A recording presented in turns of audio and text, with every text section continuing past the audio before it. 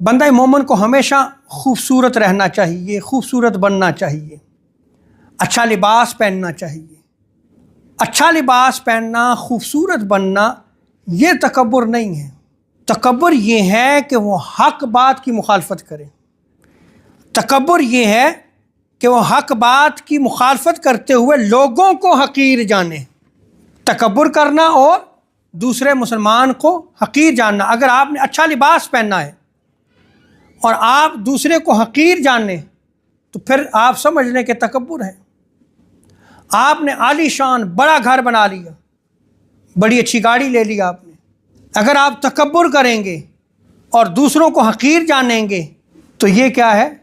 اللہ تبارک و تعالیٰ کو ناپسندیدہ عمل ہے۔ یہ حضرت عبداللہ ابن مسعود بیان کرتے ہیں کہ حضور علیہ الصلوۃ والسلام نے ارشاد فرمایا کہ وہ شخص جنت میں داخل نہیں ہوگا جس کے دل میں رائی کے دانے کے برابر بھی تکبر ہے۔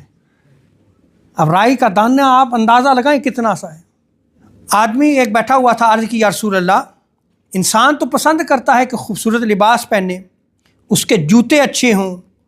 تو آقا علیہ الصلوۃ والسلام نے جب یہ سنا تو آقا علیہ الصلوۃ والسلام نے ارشاد فرمایا ان اللہ جمیل و یحب الجمال، کہ اللہ تبارک و تعالیٰ خوبصورت ہے اور خوبصورتی کو پسند فرماتا ہے۔ یعنی حضور نے اس کو تکبر میں شامل نہیں کیا، بلکہ کیا ارشاد فرمایا؟ تکبر یہ ہے کہ وہ حق بات کی مخالفت کرے، حق بات کا انکار کرے اور لوگوں کو حقیر جانے۔